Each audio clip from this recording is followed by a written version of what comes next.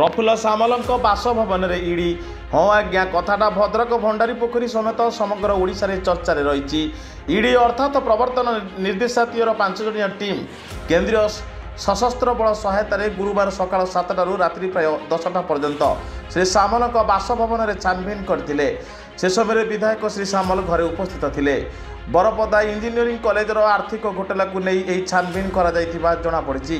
भद्रक सहर नुआ बजार और सान बजार रे थिबा तांको बासभवन बरपदा स्थित इंजीनियरिंग कॉलेज आपत्तिपिंडा स्थित संपृक्त कॉलेजर पूर्वतन अध्यक्ष मनोज गोस्वामी बासभवन और बरपदा हासिनपुर स्थित कॉलेज अकाउंटेंट भीमचरण सामलଙ୍କ घरे इडी चढ़ाऊ करपरि श्री सामलଙ୍କ भुवनेश्वर पलाशपुर स्थित घर सरकारी क्वार्टर्स और ऑफिस में चढ़ाऊ जारी रही।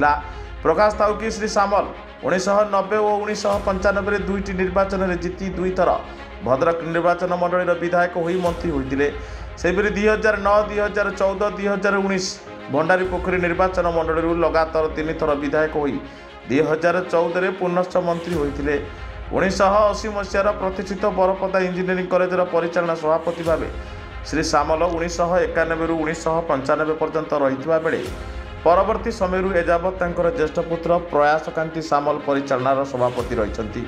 यही समय मध्य भुवनेश्वर गंगपाटणा ठारे आउ एक इंजीनियरिंग कॉलेज होता जहां परवर्ती समय एक बिल्डर संस्था को बिक्री करा जायतिबा और से अर्थ को आत्मसात करा जायतिबार बरपदा स्थित इंजीनियरिंग कॉलेजर कर्मचारी माने दीर्घ दिन धरी अभियोग कर आसिछंती।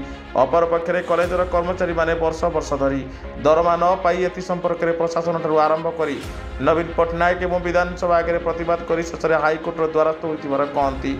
एवं मध्य मामला विचाराधीन रही। मोटामोटी 20 कोटी टंकार यह घोटाला मामला को नहीं यही चढ़ाऊ होता बेले इंजीनियरिंग कॉलेजर बहु कागजपत्र इडी जबत कर समर्थक माने यह राजनैतिक आक्रोश जनित बोली कहती।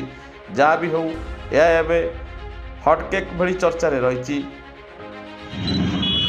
आमे शुणुचु आमर जो क्लाएंट अच्छा प्रफुल्ल बाबू माननीय विधायक सी घरे जो कार्यक्रम चलती आम खबर पाई आसलु।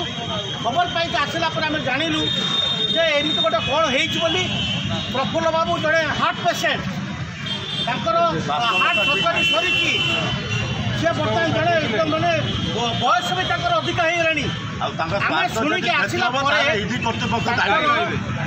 विरुद्ध जदि किसी अभियोग अच्छी से अभियोग कौन आम इडी कर्तृपक्ष सहयोग मागुचु कई आमको सहयोग करूना बर्तमान जदि किसी असुविधा है कि अघटन है इडी कर्तृपक्ष दायी रही।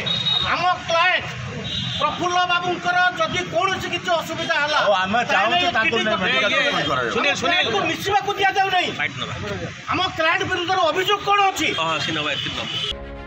भद्रकरू ब्यूरो चीफ दिलीप खुंटिया को रिपोर्ट साई सत्य न्यूज।